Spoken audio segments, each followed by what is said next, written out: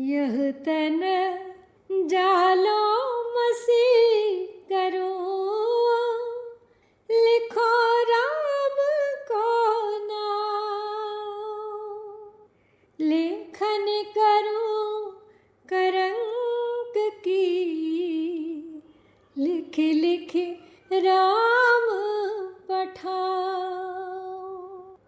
लेखन करो करंक की, लिख लिख राम पठाओ। यह तन जालो मसी करो, लिखो राम को नाम। लेखन करो करंक की, लिख लिख राम पठाओ। कबीर कहते हैं कि मैं इस शरीर को जला दूं, उसे स्याही बना दूं और अपनी हड्डियों को लेखनी बनाकर प्रभु को पत्र लिखूं। ये कोई अतिशयोक्ति नहीं है, ये विरह की चरम अवस्था है, जहाँ साधक चाहता है कि उसका संपूर्ण अस्तित्व ही प्रभु के नाम का माध्यम बन जाए। यही भक्ति है जहाँ मैं नहीं बचता, केवल राम रह जाते हैं। क्योंकि जब प्रेम चरम पर पहुँचता है तो साधक स्वयं साधन बन जाता है।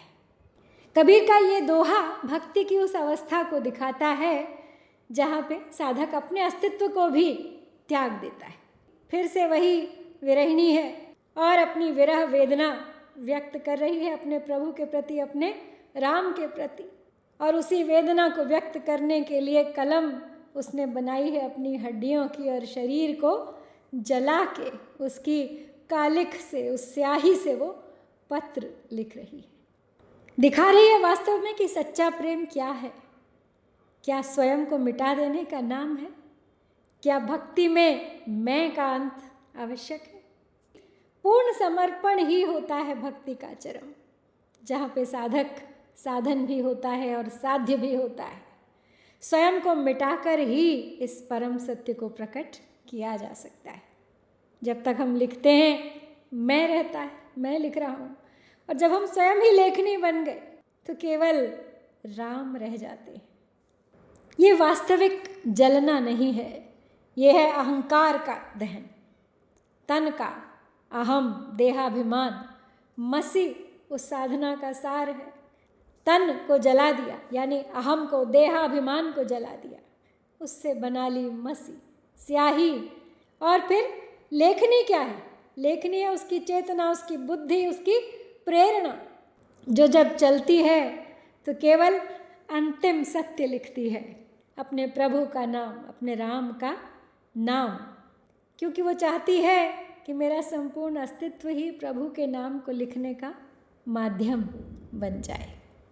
पिछले दोहे से काफ़ी मिलते जुलते शब्द हैं, मिलता जुलता अर्थ भी है इस दोहे में। तो एक बार शब्द योजना देख लेते हैं। यह तन शरीर जालो यानी जला दूँ, मसी करो यानी स्याही बना दूँ, लेखनी कलम, करंक हड्डी हड्डियाँ, करंक कालिख भी कह सकते हैं, कोयला, शरीर को जला के हड्डियों का जो कोयला बना, स्याही, राम का नाम, उसी से लिख दूँ अपने प्रभु का, भगवान का नाम, और लिख लिख के पाती अपनी विरह वेदना की पठाऊँ अपने प्रियतम को। तो शब्दों के बाद अब देख लेते हैं अलंकार योजना। तो इसमें रूपक अलंकार प्रमुख रूप से दिखाई देता है। तन मसी, यानी इस तन को मसी बना दिया है, मसी के समान नहीं बल्कि मसी ही, स्याही ही बना दिया है, हड्डी की लेखनी बना दी है। तो साधक स्वयं को साधन के रूप में यहाँ प्रस्तुत कर रहा है। फिर है अतिशयोक्ति अलंकार, शरीर को जलाकर स्याही बनाना, हड्डियों से लिखना, ये भाव की तीव्रता को बढ़ाने के लिए किए गए प्रयोग हैं। फिर है अनुप्रास, लिखो, लिखी, लेखनी, ल और ख शब्द की पुनरावृत्ति सौंदर्य बढ़ा रही है इस साखी का। और कबीर की भाषा तो विशेष है ही, सधुकड़ी, लोकधर्मी, सहज और भाव प्रधान। प्राचीन शब्दों का, अलग अलग भाषाओं के शब्दों का प्रयोग बिल्कुल सीधा लेकिन बहुत ही प्रतीकात्मक और अनुभवात्मक। तो ये थी श्याम सुंदर दास जी द्वारा संकलित कबीर ग्रंथावली के विरह का अंग से 12वीं साखी। शीघ्र लौटूंगी अगली साखी के साथ, प्रतीक्षा कीजिएगा। जय कबीर, जय भारत।